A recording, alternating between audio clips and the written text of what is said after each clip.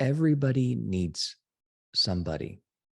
We all, surprisingly, we may have this image of people in our mind, but in reality, they feel the same pressures that we do, and they deal with the same pressures that we do, and they mess up just like we do. They're humans just like we are. When we share, we realize, man, I'm not so different, or I'm not, I'm not such a failure, or I'm not alone in this.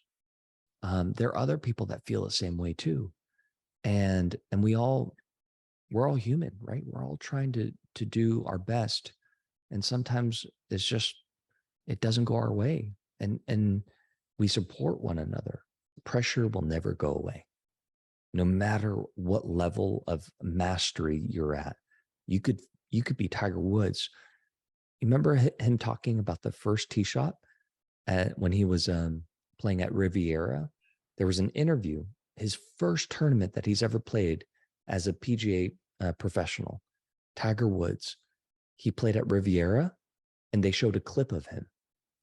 And after they showed a clip of him hitting off the first tee shot, they interviewed him later on in life.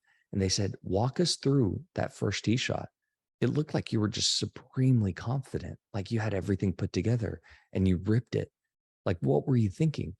Tiger Woods says he couldn't feel his hands, like they were shaking so much. His heart was about to pound out of his chest. He was so nervous. But on the surface, he didn't look that way. He looked like he was a gladiator ready to fight. Like he was so in the moment. But when he was talking about it in a personal interview, he said he was so nervous. He was so, like, he was feeling a lot of pressure too.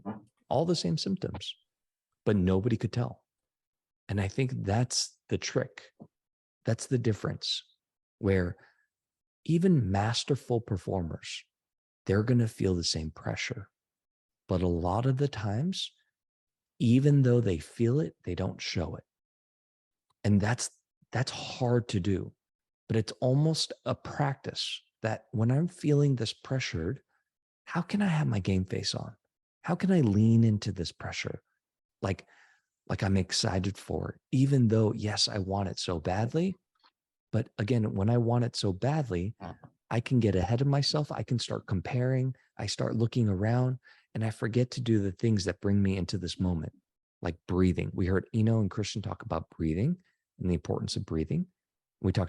Eno talked about focusing not on other people, on score, not on other things, but in his own lane. We heard Christian saying, he convinced himself that, yeah, this might be my one chance, but I don't think about it like that. I think about it as, I know how to hit the shot. I've hit it, thousands of times on the practice range. Just pretend like it's a practice range shot. Just step up, give it my best, and rip it. Focus on my commitment and just let it go like a practice range shot. So we all have different approaches. We all have different ways of how we get into the process. But I think that's the trick. I think both of them talked about different things that allowed them to have more of a process mindset, things that they focused on right now, not on the future.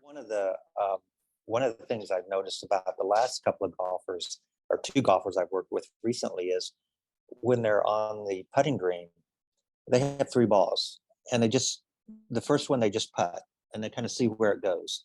And if it goes right, they go, okay, I got it right.